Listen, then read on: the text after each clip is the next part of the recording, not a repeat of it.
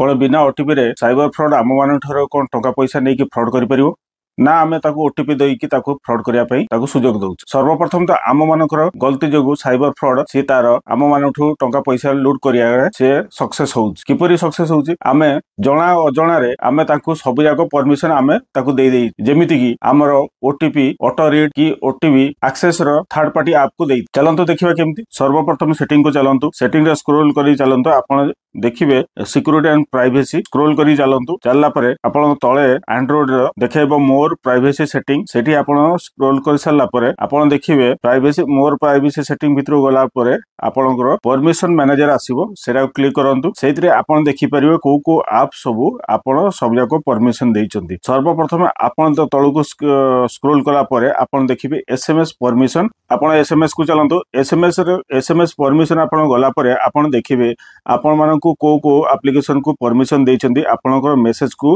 पढ़िया पई एवं ताकू रीड करिया पई आउ ताकू स्टोर करिया पई कि कोनोसी ताकू परमिशन देइचंती।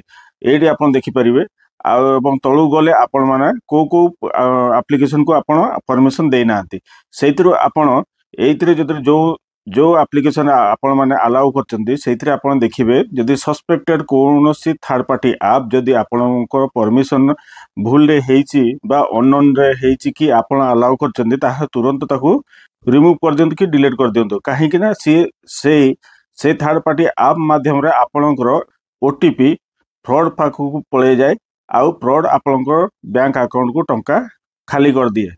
ए सतर्कता अवलंबन करंतु साइबर फ्रॉड रु बंचिबे। जदि एही वीडियो आपण मानन पई इंफॉर्मेटिव लागिची ताहले लाइक शेयर सब्सक्राइब कर दियंतु आउ आपण मानन प्यार से मतामत दे कि हमकु उत्साहित करंतु। जय हिंद जय भारत।